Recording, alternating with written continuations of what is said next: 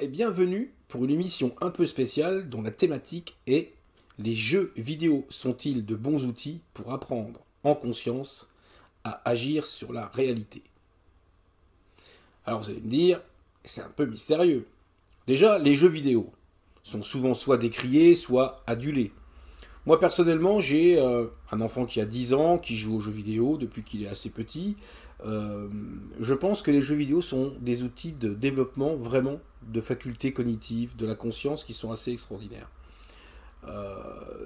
On a vu notamment là avec le confinement il n'y a pas très longtemps, je dis heureusement que les gamins avaient Fortnite ou des gens en réseau pour pouvoir à un moment continuer à être tout simplement en relation avec les copains d'école, avec quelque part encore avoir du lien social, parce que je pense que ça aurait été vraiment catastrophique. Alors tous les enfants bien sûr n'ont pas eu accès à ces médias, à ces jeux, j'en suis bien conscient.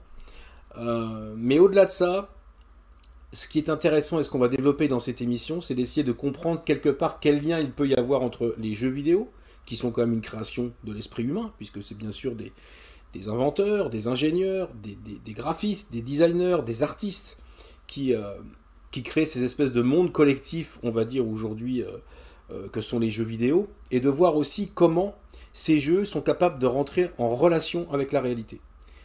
Et même une hypothèse que nous aborderons à la fin de cette émission, à savoir si la réalité n'est pas aussi interactive qu'un jeu vidéo en lien avec nos intentions et notre conscience. Ça sera vraiment la finalité et la fin, on va dire, de l'émission, en développant tout un ensemble d'idées et montrant aussi des expériences que nous sommes en train de réaliser, pour montrer que notre conscience est vraiment très interactive avec le réel.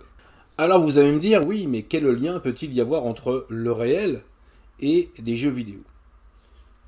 Je pense qu'inconsciemment, lorsque nous créons des jeux vidéo, lorsque nous créons l'interactivité entre un joueur et un jeu, collectivement, hein, c'est-à-dire avec toutes les équipes de designers, d'ingénieurs qui travaillent sur un jeu, je pense que nous utilisons en fait de façon intuitive des facultés qui sont celles de l'esprit humain, celles de la conscience humaine, et que quelque part, nous entraînons avec ces médias qui nous permettent véritablement eh bien de nous préparer peut-être à une révolution extraordinaire qui est de comprendre en fait que l'extérieur, le monde extérieur dans lequel nous vivons est interactif, est en lien avec nos intentions, nos attentes, nos créations collectives et individuelles, et que quelque part il serait aussi ludique aussi, possiblement aussi ludique que les jeux vidéo.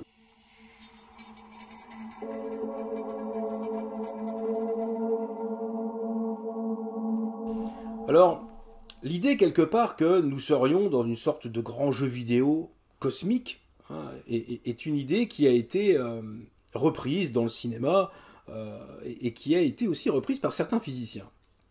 Il y en a notamment le physicien Frank Tipler, qui est un physicien américain, qui dit en gros que quelque part la réalité pourrait être une sorte de simulation généré par une sorte d'ordinateur quantique naturel géant qui serait l'univers en fait, et que donc quelque part nous serions déjà dans une sorte de matrice interactive, dynamique, alors pas forcément une matrice dans laquelle on sera enfermé comme elle a été suggérée dans la science-fiction par le film Matrix par exemple, où là c'était quand même assez anxiogène, puisque c'était une manipulation d'intelligence artificielle qui, quelque part, avait créé cette réalité pour duper les êtres humains et les exploiter.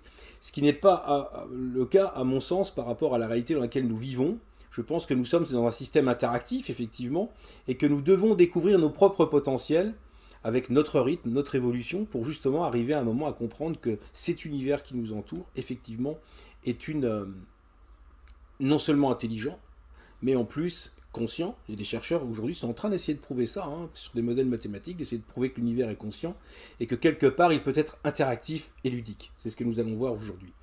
Alors ce physicien, il a écrit un bouquin assez extraordinaire qu'on appelle La physique de l'immortalité, voilà, où il explique en fait qu'à la fin des temps, avec ce qu'on appelle le point oméga, c'est-à-dire un moment où dans le futur tout se densifie. C'est aussi un concept qui a été repris par les transhumanistes avec l'idée de singularité, c'est-à-dire qu'à un moment on arriverait à ce que l'univers devienne quasiment omniscient, quasiment l'équivalent d'une divinité, et que quelque part il soit capable de réagir à toutes nos sollicitations, et de pouvoir les résoudre. Voilà. Donc, c'est un point de vue qui aujourd'hui est étudié, discuté par les philosophes, par les physiciens, et c'est un point de vue qu'on retrouve bien sûr dans les jeux vidéo. Et c'est ce qui m'a intéressé à essayer de comprendre quelque part quel lien il pouvait y avoir. Pour le côté ludique d'interaction avec la réalité, moi j'ai créé un protocole de création de synchronicité. Alors qu'est-ce que c'est que des synchronicités? Parce qu'il y a même plein qui vont voir ces vidéos qui ne savent pas ce que c'est qu'une synchronicité. Une synchronicité, c'est une coïncidence entre deux événements qui, quelque part, prennent du sens pour celui qui l'observe.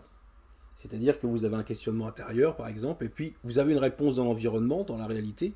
À un moment, vous avez comme un signe, comme ça, une coïncidence qui correspond parfaitement à ce que vous aviez pensé ou à la demande que vous aviez posée dans votre esprit à ce moment-là. Je vais vous donner des exemples pour vous montrer clairement comment ça fonctionne.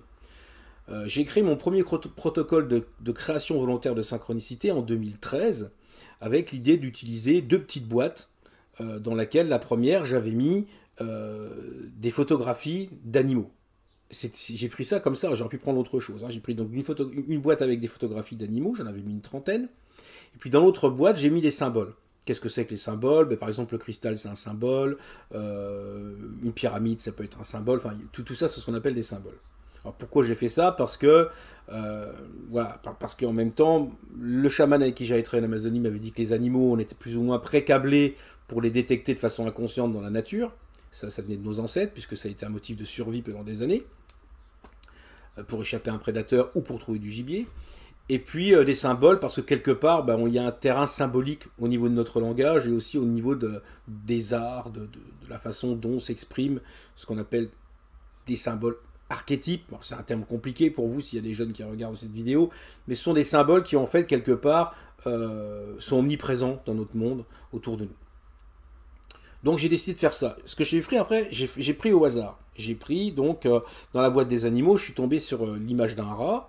Ok, j'ai donc noté ok, je tombe sur un rat. Mais en fin de compte, ce jour-là, j'ai pris deux animaux. J'ai pris le rat et le hérisson. J'ai retenu que le rat. J'ai dit je vais pas prendre autre chose. Et puis dans la boîte des symboles, j'ai pris le cristal. Donc j'ai marqué rat et cristal que je voulais voir donc un signe se manifester dans la réalité sous 15 jours autour de ce motif. Autour de ces motifs, voir s'il y a une coïncidence qui allait m'arriver en lien avec ceci. 4 heures après, en regardant la télévision, je prends ma télécommande, elle me glisse des mains comme une savonnette, paf, elle tombe par terre, ça change le programme télévisé, et je tombe d'ailleurs sur Synchronie, je tombe sur une chaîne de jeux vidéo, où je vois apparaître dans un jeu vidéo un énorme rat ayant sur le dos des piquants de hérisson faits avec des cristaux de quartz. C'est-à-dire que les 3 éléments que j'avais sélectionnés au hasard se sont retrouvés condensés dans une synchronicité, c'est-à-dire dans un signe qui avait condensé les 3 éléments que j'avais tirés au hasard.